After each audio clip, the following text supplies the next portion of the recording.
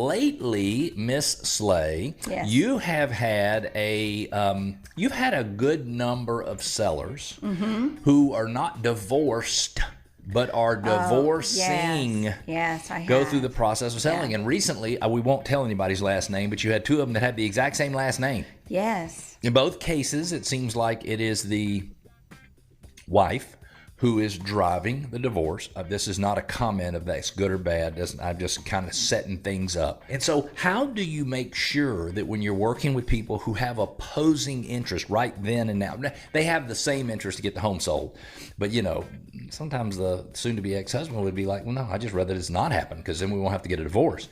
And so how do you make sure that you're protecting both of their interests along the way? That can't be easy.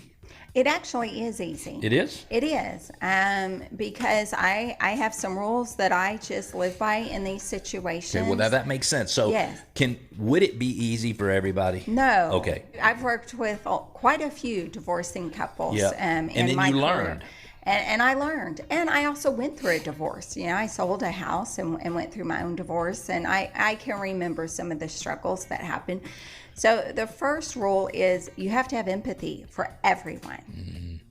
Everyone's life is being displaced. And then another rule that I have is I expect everyone to be unreasonable.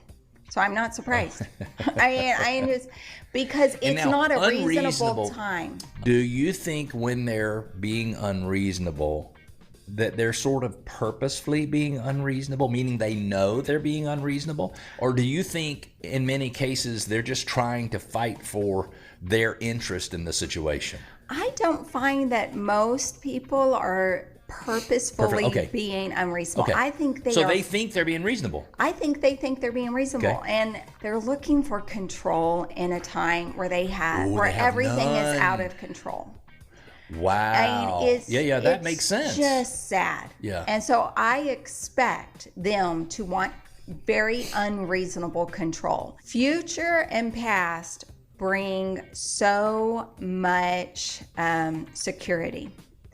When I know what I'm doing tomorrow, I'm secure in how I'm going to act tomorrow. I know where I'm going. I know what time I need to be there. I know what I need to wear.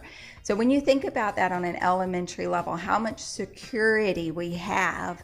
When you're right in the middle of unknown stew. Right. I mean, they're literally in a big pot of unknown They have stew. no idea what their future is. They don't know what tomorrow brings.